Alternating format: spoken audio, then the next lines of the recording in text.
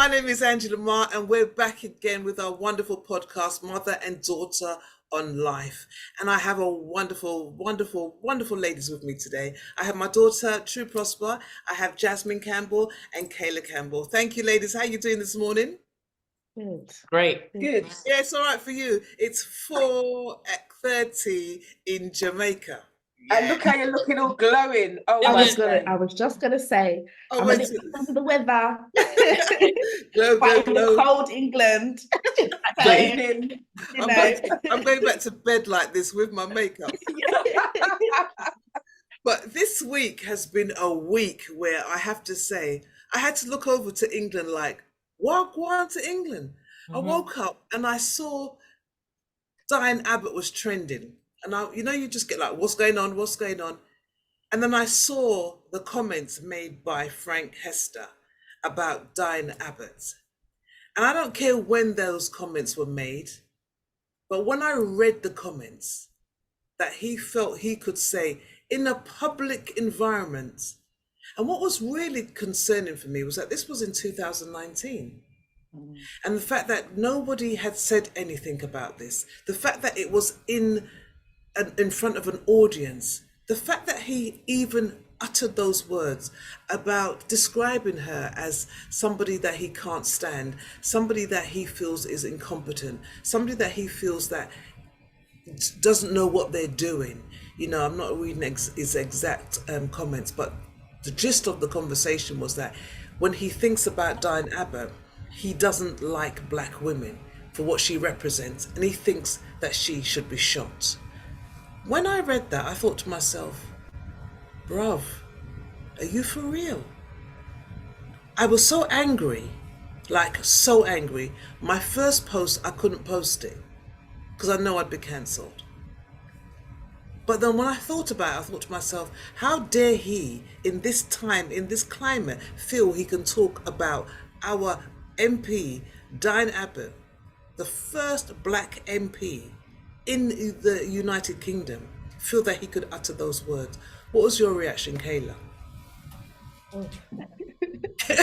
Start with me. Do you know what? I just thought, I was almost a bit numb. I was like, this is not a shock to me. And for me, that was incredibly sad because we talk about blatant racism, but actually often the UK have got away with, they're just so polite. They're not racist. Yeah. We don't do things like they do in the US. So when that post came out, so many people were shocked. And for me, there was a part of me that said, this is what we've been talking about all these years. You lot can actually see what we have to deal with on a day-to-day basis. In your not racist UK with your Asian Prime Minister, this is what Black people and Black women are dealing with. So for me, that was my first reaction to it. I had a similar reaction. I was like, oh, typical. And it's like, how can you respond to something as atrocious as that as typical? But you're right, this is a thing that has been going on, and a thing that Black people are attuned to pick up on, that people who are not Black go, I didn't think that was racist. I didn't see that. I didn't find that in that situation. I'm like, yeah, you wouldn't, mate, because you're not switched on. But if it were you, it's a whole different scenario. But this was disgusting. I was in this conversation, I'm realizing how disgusting it is. But when I first saw it, I was like, what's new with this place? Jazz? I think I'm pretty similar. For me, it was like, what the heck, right? It wasn't surprising.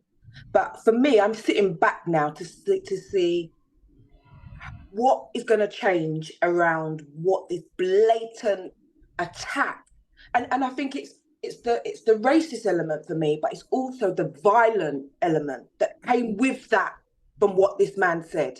And it's taken 5 years for this to be publicly available. So it was absolutely numbness. I've over time, over the week, I've slowly got more. I've gone through different emotions, if I'm honest. Sad, angry. What do I expect? all out for myself. Like, why are we fighting this battle with people that don't want to support us and don't want to be there?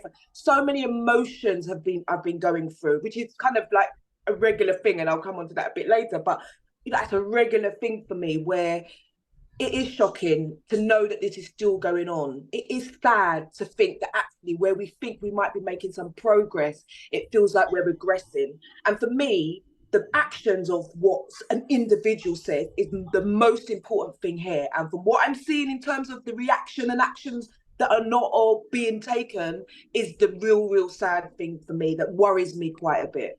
The thing that concerns me a lot is the fact that this is risking Diane Abbott's security. Yeah. This is leaving her vulnerable. This is not safe, because, we're living in a time where people just need a little bit from somebody in power or somebody in position to say, oh, that she should be shot. And they will take it upon themselves to think, you know what, maybe I'll do it. And that's the thing that is really dangerous, because I really think that Frank should be arrested. I really do think that this man should be taken to the police station and arrested, and the money that he's been funding the Tory government with should be seized. Everything should be taken into consideration, because you know what really reminded me of the racism that we've come through over the years is that these people still exist in so many environments.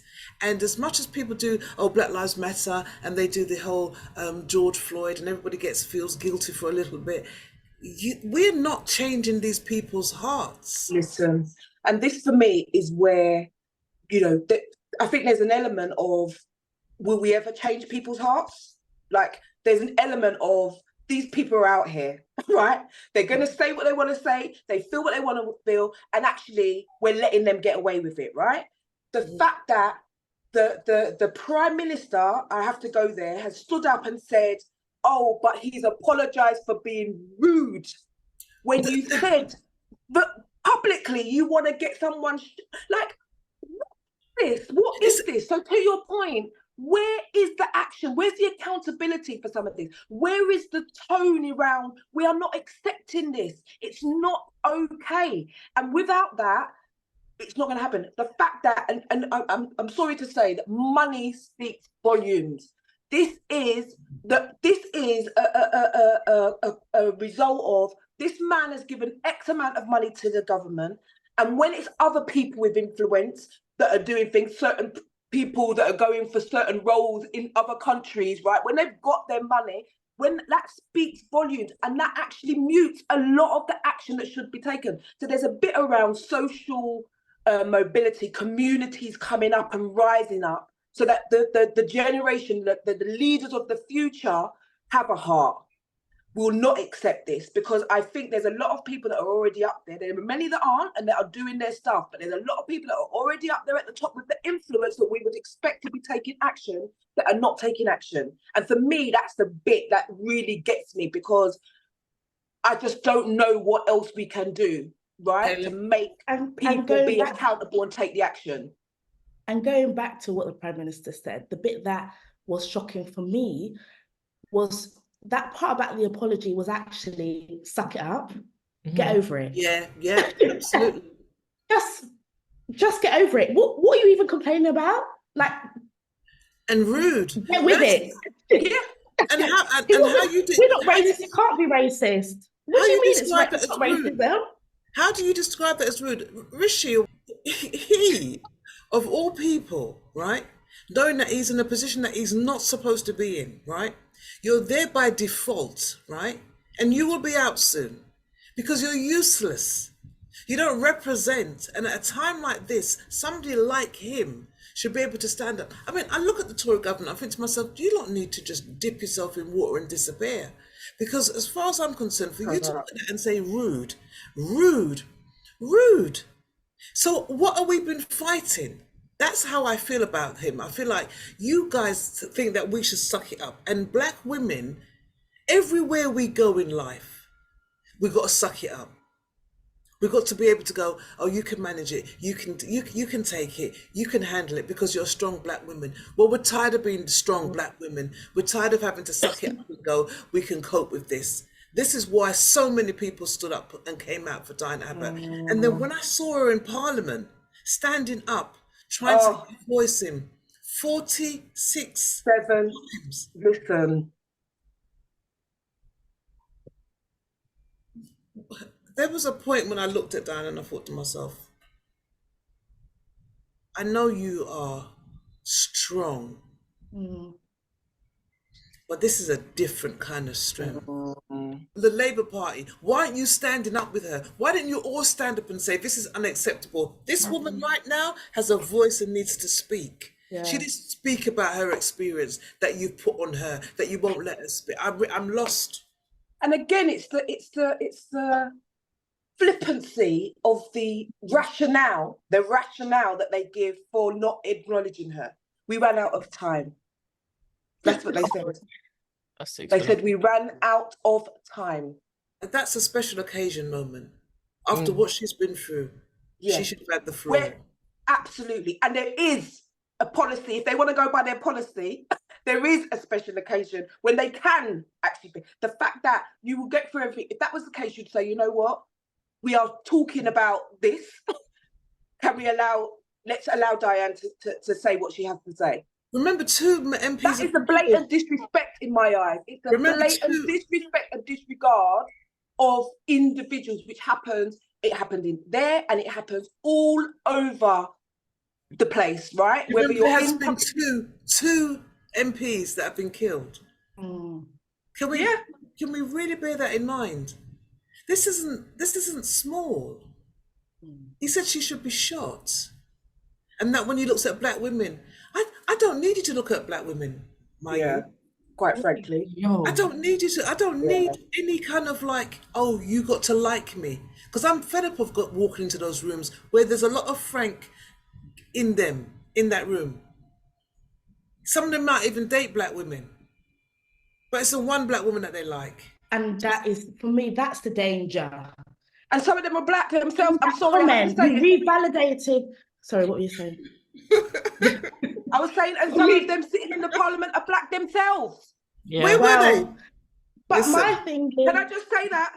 That is the danger of the statement, because in that statement, he painted everybody in the same brush, and it happens all the time. They're all criminals, they're all this, they're all that, and we're all just in one bucket. We don't get to be human in that statement. That is the danger of statements like that, because Diane Abbott is walking down the street, but there is someone else in their bedroom that loves Frank and is thinking, well, he can say it, I can say it to Becky at work, or I can say it to Felicia at church. Like I can do this because it's acceptable and he's got money and he's not getting any consequence.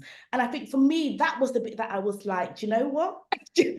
As soon as I'm ready, I'm gone. And I've been saying this for a long time. But the UK is not going to see me here for much longer. I've gone already.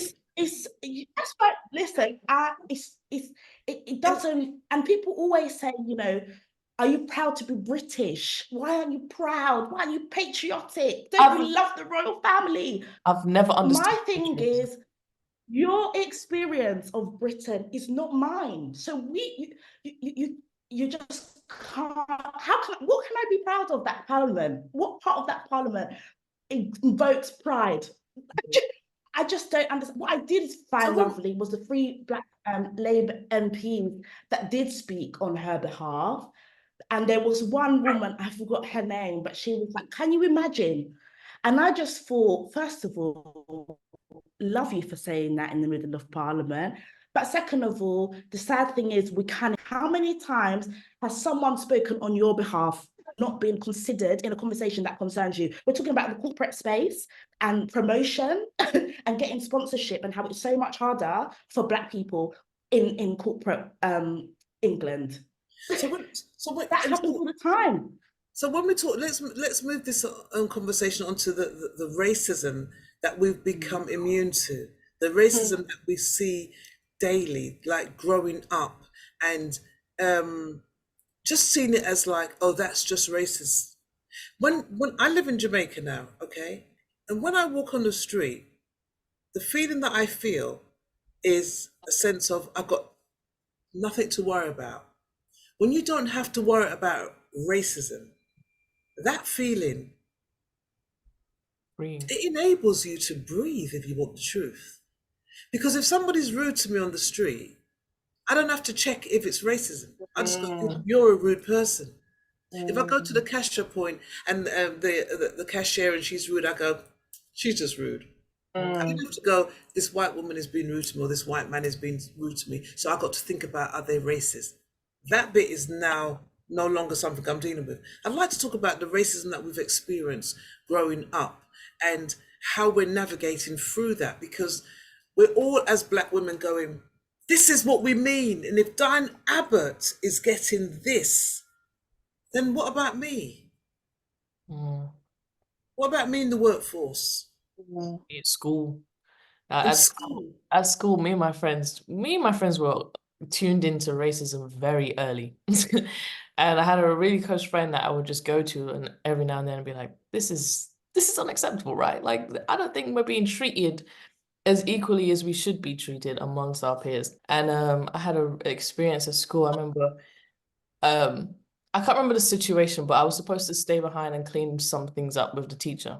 And then she made a throwaway comment and she was like, you're my slave.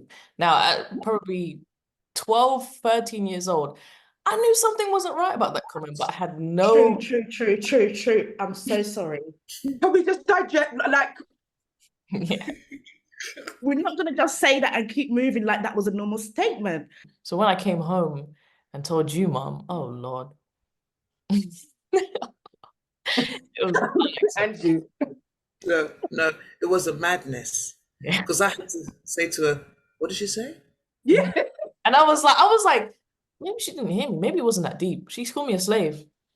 So the underlying anger that was making my eyebrow itch. Yeah. Because I did I call straight away or did I go up to the school? I think you called and then went. I worked at school and I just had to say, okay, what we're not definitely doing. We're not doing this, yeah? Because as far as I've just gone through that with my life. And you want me to got my daughter to go through that? And then I want an apology. I want an understanding that this ain't gonna happen. Anytime I turn up at a school without no makeup on and sometimes no hair, it's a bad day. Yeah, Mom, did I ever tell you that she didn't even apologize? It was on her behalf. And then the next day they wanted me to come and do Black History. Oh, of course. Do you remember? I did. I said, I'm not coming to do no Black History Month. Leave me alone. I'm not doing it. And this is the problem that we're having is that, you know, some people, every generation we've got to fight this. Every generation we've got to go through the things that we're teaching our children to fight against. They're teaching their children to just ignore. And by their DNA, they're going to go through. We're talking about, you know, our experience and our children with racism and how we teach them to navigate that. Jasmine, what have you told your children and your daughter in particular about being a Black woman and having to negotiate these rooms where you know you're experiencing racism, but you sometimes can't do anything about it? And Kayla, correct me if I'm wrong. I think Kayla's seen me negotiate racism through certain guises. So we've had incidents with our son at school, racism. We've had incidents actually when Kayla was at school with racism in terms of the friends and the network and the people that were around her, and some very overt things being said that we've had to deal with and navigate, both from other children and speaking to parents, as well as from the establishment, particularly for our son as well. And we are very open in our house where we will talk about our self-worth. And I think the focus for us has been very much around who you are as an individual, knowing that you have a voice and that you should use that voice. And I'm very much a person who calls things out. So I wouldn't go publicly and overtly make statements, but in the room, I will be like, well, actually, I don't think this is fair, or actually, I'm concerned, you know, so there's a way that you would present yourself Yeah. Especially as a female, that you have to stand up for yourself. And I think coming from a family of strong women, right? So, you know, my mum is, and I talked about my mum before, is a nurse. She's had to navigate racism. And through doing that, she's had to speak up for herself and call things out and hold them to account. And just to say, I see you, Yeah. has been very much the way we've done it, rather than going, rather than the focus being on, you know, as a black woman, this is what you're going to encounter. I'm very much of the person with the kind of thinking around. I would always wait until I have something to talk about. I'm not going to generalize my experiences of racism, or feeling like I've been done against because of the color of my skin. But when I see it, I will call it out, and I will call it out, and not necessarily say you're racist, because I think that's part of my upbringing, where, you know, I grew up in the 70s, 80s, and back then it was very overt, right? It was very overt, down to the point, and blatantly ignored, blatantly ignored. So Yeah. the kind of the resilience that I've grown up with and I've built has been one to be like, okay, no one else is going to do nothing, but you're going to understand that I see you and it's not okay, right? So I think for in terms of with Kayla and with Aaron, we're very much at the point, right? There is things that you have to make a call on, whether or not you are going to accept it, whether or not you are going to call it out, whether you are not going to make it aware. And actually, there are times when we come together and they've seen me come home where I'm just beaten down, like I'm tired, because I'm human at the end of the day. Yeah. So that, you know, So do you find that if you once, do you ever get to a point where you feel like you're tired of explaining yourself? Because there comes a point when you feel like, yeah, I'm tired. You know, one thing I've noticed that black women are saying is that we're tired. We're really tired of going into a room, and everybody knows it. When you walk into a room and you look at the white women there, or you look at the white men there, and you go, oh, we got a problem, because we can read it. You can feel the tension. You can feel the fact that, oh, you're here because you're. I had it when I was doing stand-up comedy. I used to walk, doing work in men's clubs, and you walk in and the door literally creaks, and you walk in and they look at you, you look at them, and they go, hello, and you're like, hi, I'm the comedian for the evening, and they're like, okay, and you think, I now have to make you laugh with that attitude. Yeah, that's the And that's sad gonna be the reality hard of, bit. yeah, that's the sad reality of where we're at, right? You know, my job, I work in D&I. I work in the corporate space. So from my own experience and from the experiences that I'm kind of working with different organizations to navigate, this is very much at the heart of it, right? And I do get, I am tired. I do get tired. It is tiring. But then the other part of me is like, for True and Kayla and, you know, their siblings and the others, family members coming up, I have to keep going. I have to keep calling these things out. I have to keep making sure that people see it. Trust me. So have we I, not? So the changes that we've made, the yeah. changes that we've made for you, True, and for you, Kayla. Why are you still fighting? Why are you still fighting? Because the things that you instilled in us, the racist instilled in their children. So So it true. doesn't stop. It doesn't stop. And we do have some people who are making a conscious effort to try and turn it around, but there are still scenarios where there are progressive children with racist parents, and they're like, I know my parents are racist. I cannot bring you home. I can't bring you around them. Or if they do bring us around them, we, the black people, know that they don't like us here. But the kids are like, they're my friends. I can bring my friends out. So, And there's a lot of that going on, where the younger generation are asking those people that we talked about previously with influence or with the money, right, who are arrogant and they can say what they want to say, and everyone just keeps bowing down to them because of that influence they've got. They only stop and listen when it's something meaning to them. And some of them will be like, I'm the leader of this household, you do as I say, and they teach those races. And some of them are like, my children are coming and asking me, like, what am I doing to make things different? But I think the key thing here is what you said earlier, Andrew, around how do we change the hearts? It's not a tick box, it shouldn't be a tick box thing. And this for me is what makes it so challenging, because you can get people to follow certain guidelines and tick certain boxes, but actually to have real sustainable long-term change for the next generation coming up, so this is not an issue or something that keeps coming up, it has to be from the hearts and minds, and that people just see people as humans, right? I don't know if we're ever going to get there. I'm definitely not going to get there in my lifetime, and that is one of the biggest challenges that we've got. In terms of kind of my journey and seeing around me, I would be a lot more senior than I am now, I believe, if I didn't look like me. I honestly believe it. And I think part of my thing that I'm tired. That's the wake up point. And I think what you're maybe going to say is that the tiring point comes from that. The tiring point comes from looking at your counterparts and going, okay, this person, we see it every day. It's the not being seen. It's being invisible. It's not. It's the F. You know, we work hard as a people. We are resilient. We had a previous kind of reminder of why we work so hard, why we're so resilient as Black women. We don't mind putting in the work. The bit that gets me is that you're not seen. And they will look for the slightest thing for someone else to do, and that gets held up, and that gets the promotion.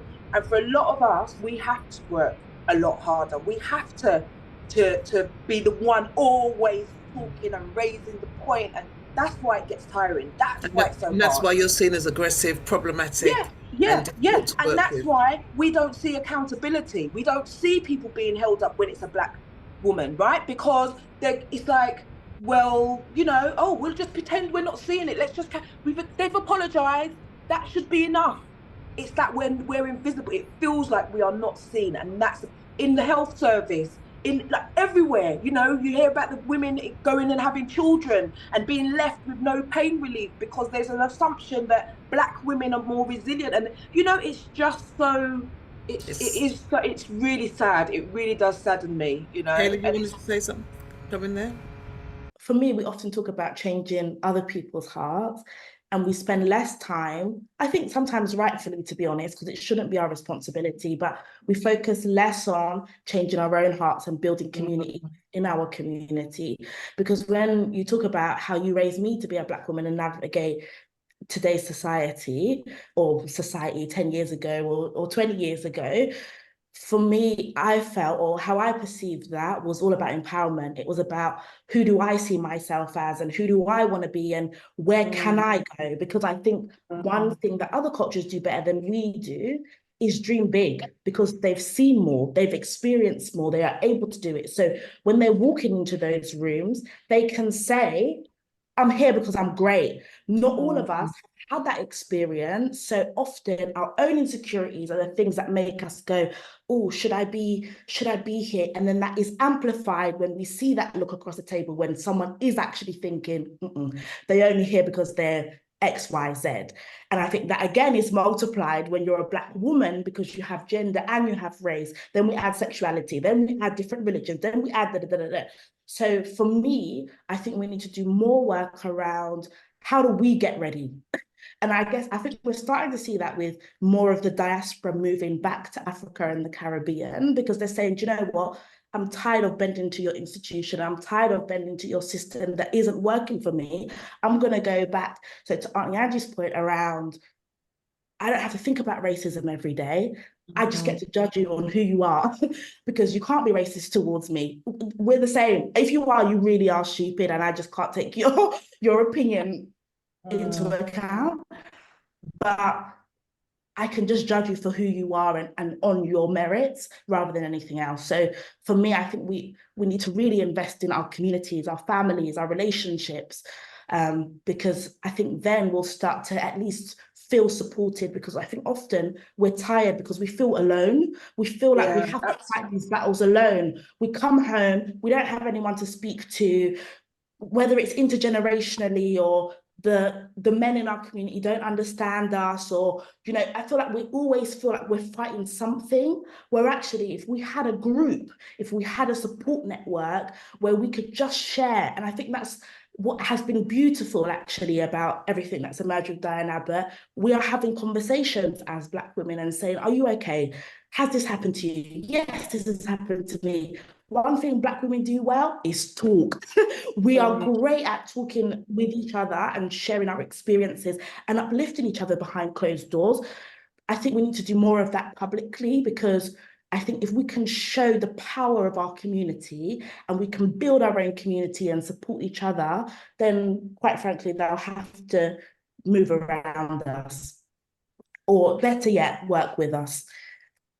Yeah, I think that's really such a powerful point, and the empowerment piece has to move beyond in your household. We have to look at it from a community perspective. I think one of the things that really does get to me when you see these types of things in terms of, you know, what's happened with Diane and, you know, the outcry that's ensued, is that those individuals who decide to go out and publicly say, didn't affect me, you know, I don't know what all the fuss is about. Like, Which brings us on to one of the presenters, GB news presenter, Nana Akua, who on a clip said, first of all, she was very insulting to Diane Abbott and very disrespectful and actually unprofessional past what I would expect from a network. And I will really be writing to them to say that they need to sack that presenter, because that presenter was inciting such dangerous rhetoric that goes around, but I never expected it from a Black woman. And so what I'd like to talk about now is the code, the girl code, the Black girl code. Because growing up, when we used to see each other, we used to have a code that says we've got this respect for each other. You walk into the room, you see a Black woman in any environment, you're like, the nod, the look that says we're out for each other. What worries me about it was that she's such an angry woman. She's so angry. Something's going on with her, because anytime it comes to speaking to them, she did it with Meghan, she does it with quite a lot of people, that she feels that she has to be this voice that says, I'm not like any other Black woman in the world. I'm my own unique self. I don't think like them. I don't belong to their community. And as far as I'm concerned, I want to be the one woman on that side. I write for the Daily Mail. I work on GB TV, and I'm going to be that nasty voice, that wicked voice that goes against the grain, because I am so weak at what I'm doing. I'm so insecure. I'm so useless. I've got nothing to offer but racist comment and support the racism that is out there. Nana Akua is dangerous. She's dangerous. She's just as dangerous as Frank Hester. What's his name? Hester. Whatever his name is. Frank. I wouldn't even give him his name. Just as dangerous as that. And I worry that she feels that she can get away with that. We should be writing to GB and saying, you need to sack her. I want her job gone, because she's in a position and she's not using that position correctly. She's deliberately, she's not even being professional. Like, she doesn't have a view except a wicked, I don't know what they did to her at school. I don't know what hairdressers that she's going to. I'm going to send some suggestions for her, because let me tell you, when she called Diane Abbott a mess, I said, baby girl, I'm gonna shut up. The call is coming from inside the house. Okay. Okay. You think you're not in the field anymore. You come in and you starting to behave like you got position. But when Mr. Lynch tells you to get out, you've got to go, my lovely. And you're going to come to us.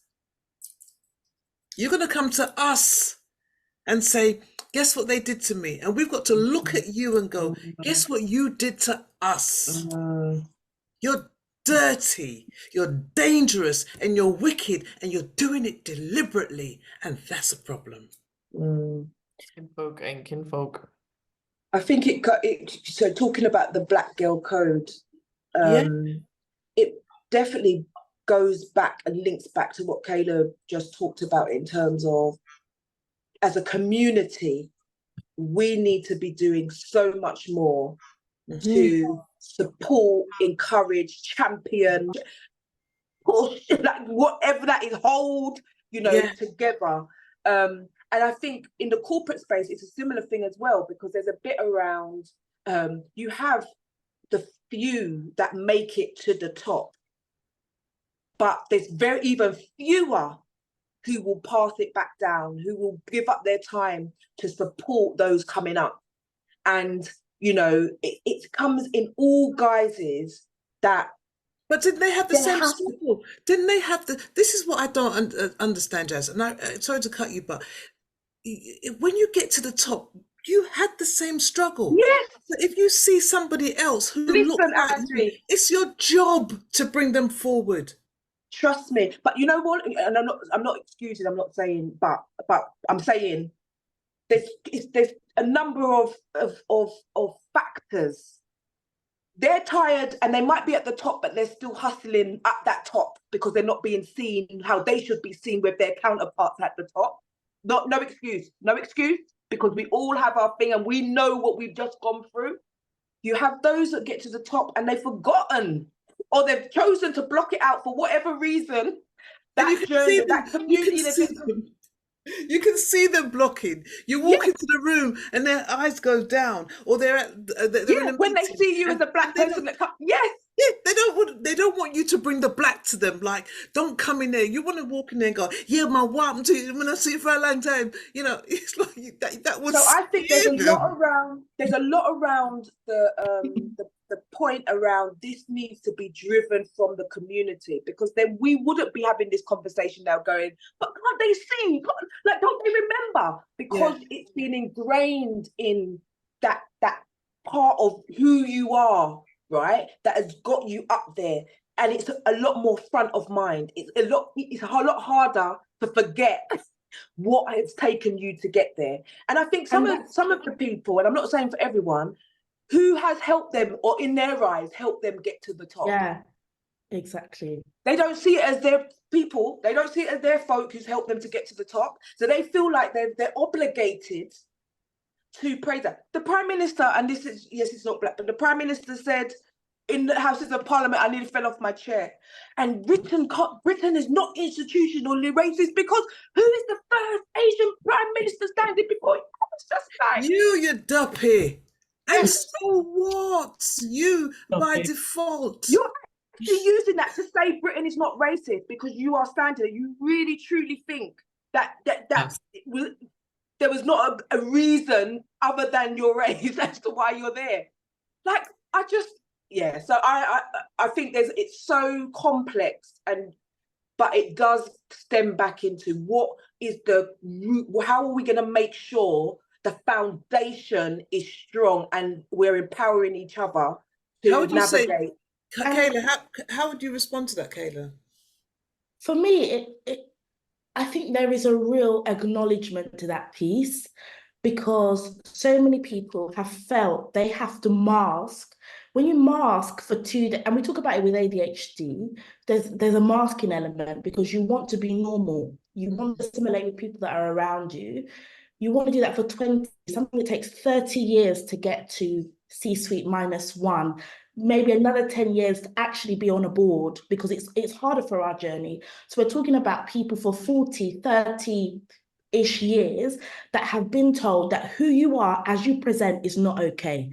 Who they are over there is okay. So I don't know if I agree with, because they've had to do that to survive, we must just completely outcast them. What I do want is someone to just help them with that journey, because to dissociate from a core part of, well, for me, that is a core part of who I am, but it might not be a core part of who they are. They may be black, but they may be adopted into a white family. So I think, again, we need to stop putting everybody's experience through one lens, but I do think we need to acknowledge where we are similar and as you say, when we have similar struggles, make it easier for the next generation or the people Okay. coming behind you.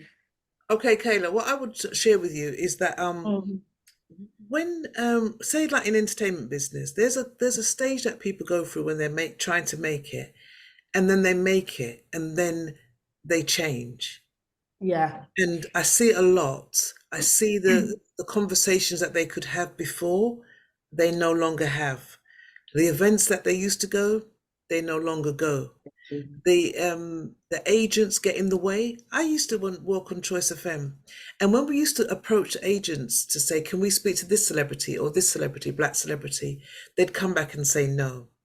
Then you'd see the black celebrity, and you say to them, "We're trying to get hold of you," and they say, "Oh, I didn't know." I said, "But your agent's blocking," and they go, "Okay, well, they'll go and do something about that."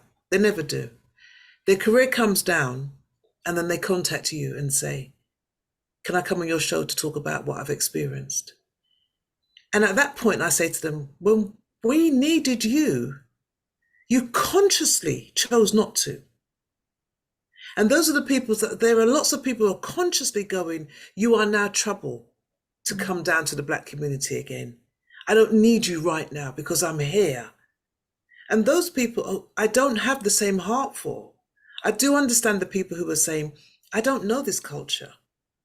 You know, when I look at someone like Nana, I think to myself, I'd love to research what her background is and where she comes from and why she's so angry with black people, but not necessarily angry with white people. I like to understand what that concept of where she's coming from is, because we do have a responsibility. And I do think we can't change hearts, we can only change minds. We can change their mind because it's really politically correct to change your mind. And then you go home. And remember, racism is about power. You've got another generation now thinking to themselves, wait a minute, we might not have power anymore. Because the change that is happening around them is very fast, it's quick. This is coming on, this is coming on. Somebody must be consciously going, we need to back this down again. We need to bear in mind that tomorrow, this can be the takeover. And that, I think, we need to be aware of our power. Diane Abbott, when she was in Hackney, I wish I could have flown over to be with her, to stand up in Hackney and go, "I stand with you." There's lots of people that didn't show up, that could have showed up. There's lots of people that are not saying anything. But as the poem says, until they come for you, you're going to want us to stand for you, but you ain't standing for nobody. Make it make sense. Yeah, I agree. And for me, there's a beautiful play, and it's just returned to the West End. I don't know how many weeks it's got left, for Black Boys. And there's a line in that play that says, a child that is rejected by the village would rather burn it down to feel its warmth than stay within it. And I think that's why it all comes back to the community and the types of people that we are surrounding ourselves with, point blank. Because if we can get that right, I guarantee the rest will fall into place, because you can't tell me about myself if there are 100 people standing behind me telling me who I really am. You just can't do it. So for me, when we talk about the experiences that I've had to deal with, that's lovely. I'm glad that you think that, but I know you don't hold no weight over me. You're wrong, and I'm going to tell you you're wrong, but I'm going to do it in a way that is going to make you think I'm so intelligent that even your statement itself is stupid, because you're telling me I'm one thing, but my response is completely counteracting that. But that's because I've got a village behind me that allowed me to believe that I can do that. Not everybody has that village. Not everybody knows that they can be better than who they are right now. So for me, when you see them people that make it, it's because they are chasing that acceptance, and they've been accepted by somebody that is not their own, and now their own are coming and saying, come, give me a little, we talk about black businesses and supporting other black businesses. When Gucci tells you, we don't want your money because you're XYZ, you return to Gucci. When the Jamaican woman is rude to you but still gives you double the portion, you're telling everybody that that woman's rude and that business shouldn't be supported. So actually, we need to think about our behaviors and when we're talking about how we want people to treat us, we need to model that first. But Right. on that journey, we need to call people out, because what you're not going to do is be disrespectful. Absolutely. And so in this conversation then, when you look at social media and you look at the arguments that we are having publicly, is that helping us? No, it's not.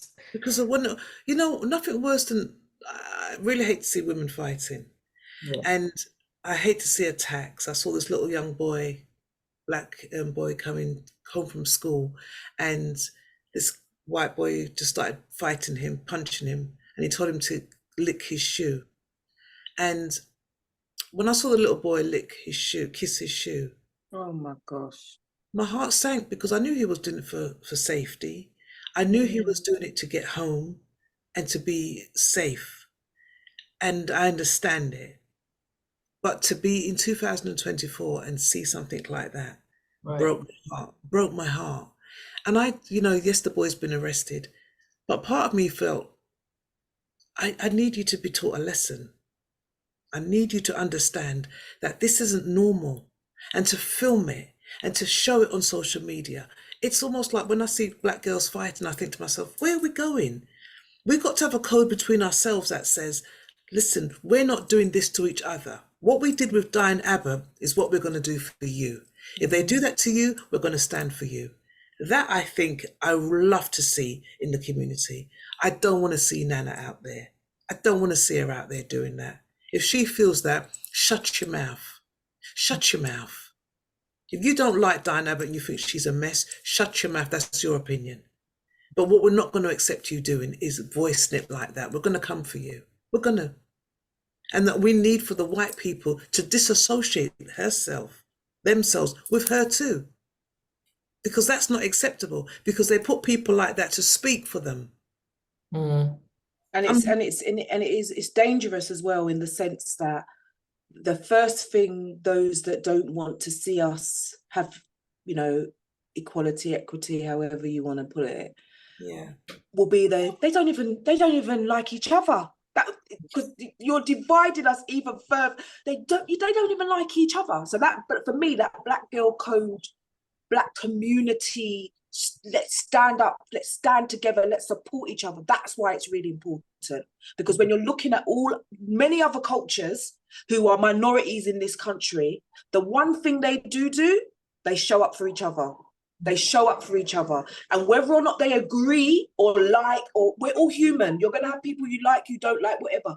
You just stand strong and know that I'm not going to go out there and say something that is going to go against the progression we're trying to make as a community. Absolutely.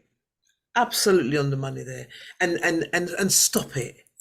Shut up, stop it. If you don't feel good or don't like that, keep quiet, because we're trying to build something that you can stand on. You standing on our shoulders. You can't come and sink us when we're trying to make something for you. The moves that I've seen Diane Abbott do, some moves and work so hard over the years, that I will not tolerate, I will not accept anything said against her.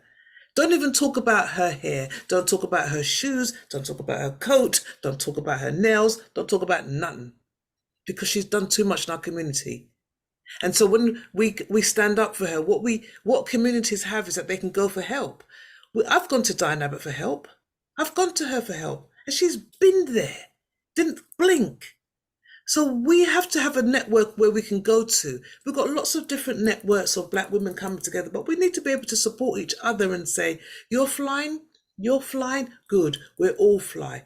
Are we teaching our young girls to ask for help? Because Diane Abbott didn't have to ask for help. We were there. But I would like to know that there are people in our community that when they need help, they can come to each other and say, I need some support here. I get letters all the time. I write letters all the time. I support people all the time. I'm doing my bit. I really want our young girls to know that anywhere you go, there's supposed to be a network of sisterhoods that you can find, that you can rely on to be there for you. And I hope True and Kayla, you see that in the community. If you don't, you definitely see it in your mums. in your mum? I would say, you know, we talk and we touched on briefly, like what progression, you know, have we seen? Do we feel it's getting better? I definitely feel there are many people, community groups out there that are Listen. standing up and helping and holding up the community, helping the community deal with the trauma that they have to deal and process before they can show up for others, right?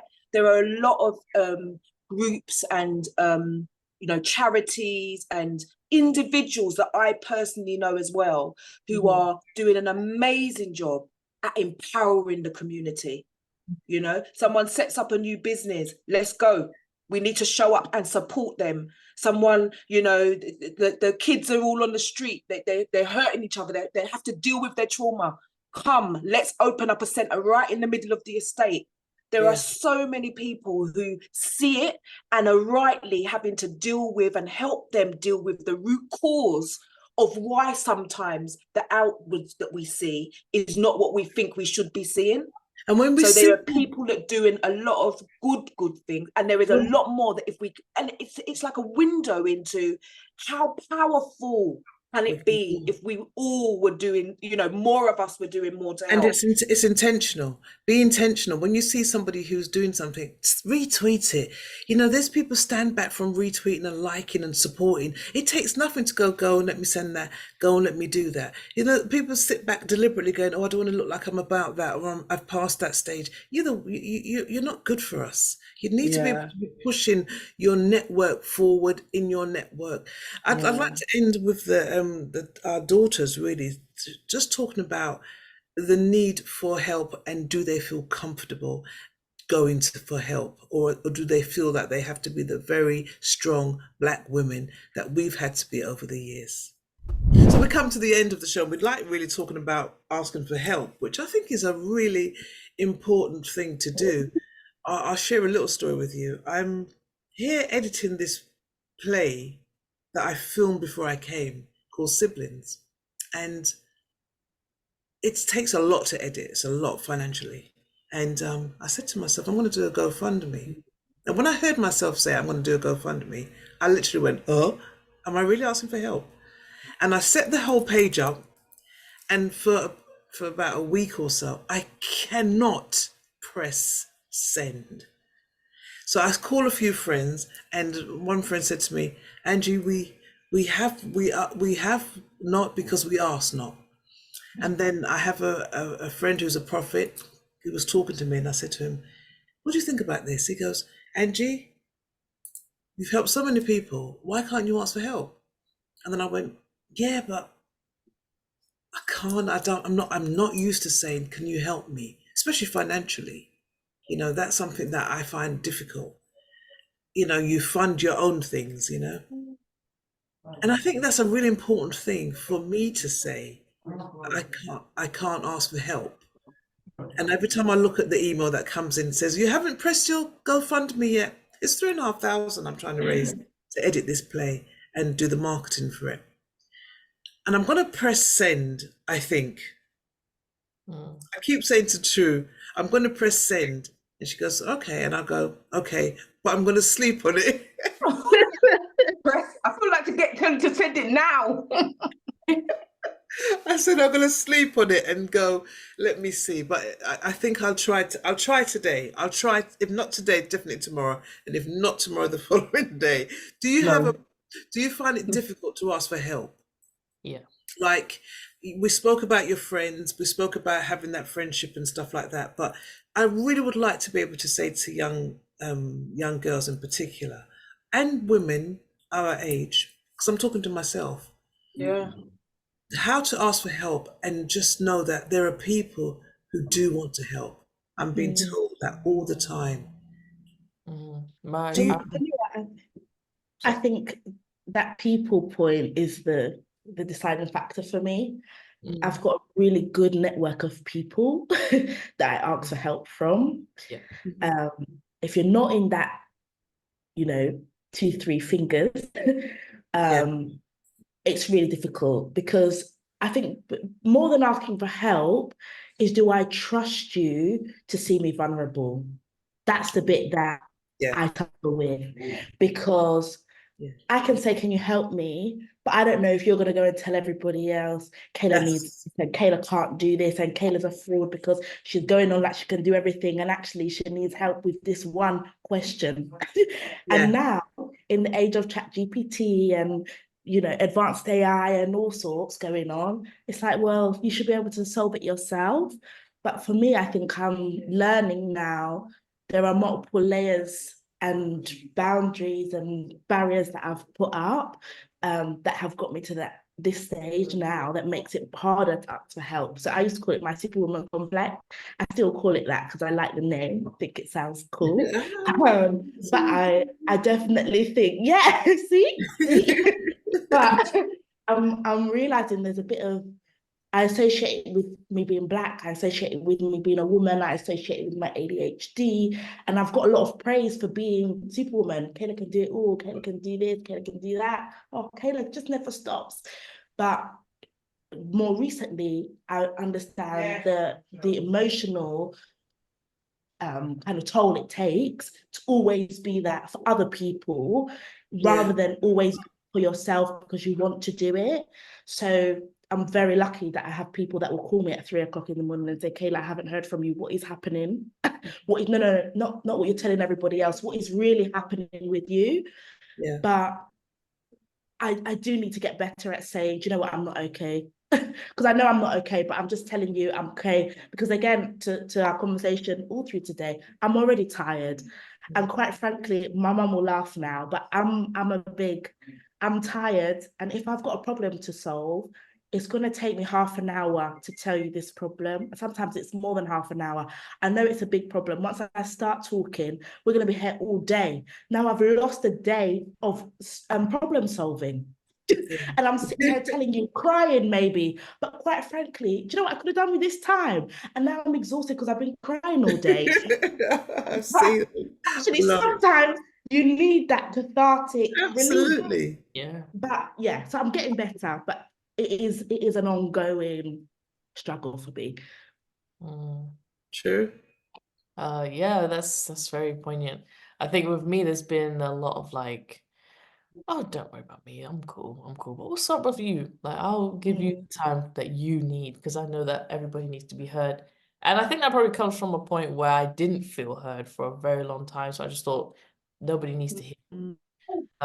Recently though, I was going for a really rough patch this year, and I really needed to talk to somebody that hasn't heard me talk already. So I've beat my gums like nobody's business to my mum. And I'm like, I just need, maybe I need that outside perspective that of somebody who hasn't raised me. So I need to reach out to my friends and reach out to the people that can give me a fresh perspective. And I would never do that. I would never do that. And what that brought out to me was that, oh, this is how relationships get deeper, because there is more of a side to me that just, I'm not just a person that can do things, shut off her emotions and be like, cool, let's get this sorted. I do break down and cry, and I cry hard. And so to show that side to my friends, I think they've probably got like a new well-rounded version of me that's like, oh, she isn't this stone cold, hard-faced, bubbly person. She's really emotional, but she doesn't show it. And I'm asking for help now. I'm still learning how to do that outside of friendships. There's still certain people that I wouldn't go to because I just think, I don't know. But yeah, asking for help, I do see the value in it and I do appreciate it now. I think we should all try to do that. How about you, Jasmine? Do you find it easy to ask for help? I'm getting there. I think so, similar to kind of Caleb and True, actually. Just I think I've grown. I'm a person that has, like, I label myself as a hustler. Like, I just, I get on. I there's a task or there's a challenge or there's something to go. I will push, push, push, push. And the difference now is that I wouldn't wait till I've broken down before I reach out for the help. I'll push, push, push, push, and then there's like okay, maybe I need to open this up a bit. And I think partly that is because of that just my coping mechanisms, because I know I think differently, or it takes me a bit longer. And also sometimes I don't want to be seen as being like an idiot, like not getting something and exposing myself. Right, there's inward stuff that I'm processing that prevents me from opening up, I guess. As I've got older though, you know, and throughout I've had my best friend who would be that person, my husband who would be that person, who would be the, well, what should I do? Where should I go? So I kind of open it up and say, oh, you know, I've got a bit of something I'm trying to tussle, or something, and I just want to play back how I'm feeling about the scenario. Can you tell me whether or not it's what I think it is? Is it a blatant racist thing, or isn't it? You know, things like that. And also, I think, just going back to what I mentioned about kind of tapping into community, you know, I do have a wider network of amazing, influential people doing great stuff in our community, who I do reach out to for advice. I do reach out to sometimes when you're seeing things like this playing out, and it's hard to process it, right? And you just want to get a different perspective and talk it out and deal with your own emotions that you're feeling with this as well. Because I think that's not always about, when do I reach out for a work problem or a money problem or a, you know, family problem. When I hear you speak, Jasmine, you kind of go, you speak about helping people a lot.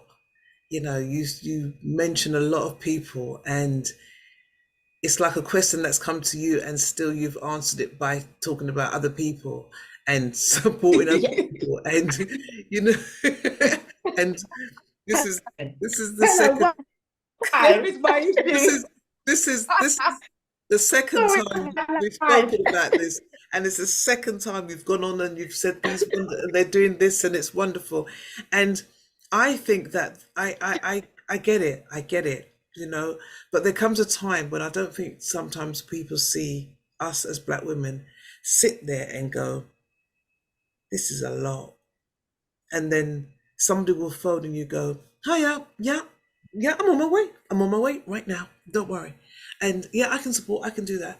And I think there comes a time when we have to say, no. And the self-care has to really come in mentally, because we're at this stage in our lives whereby, when I was looking at dementia, the stuff that we're doing now is going to cause the stuff later. And the self-care needs to kick in at this stage in our lives, because if we're going to get to the 80s and 90s, that's when those sickness comes in, sometimes before.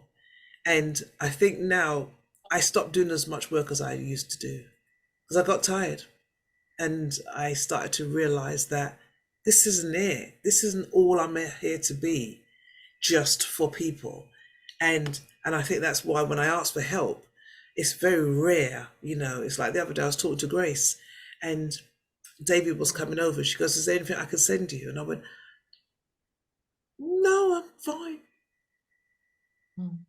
And then I thought, she actually wants to send me something. She wants to say, here, friend.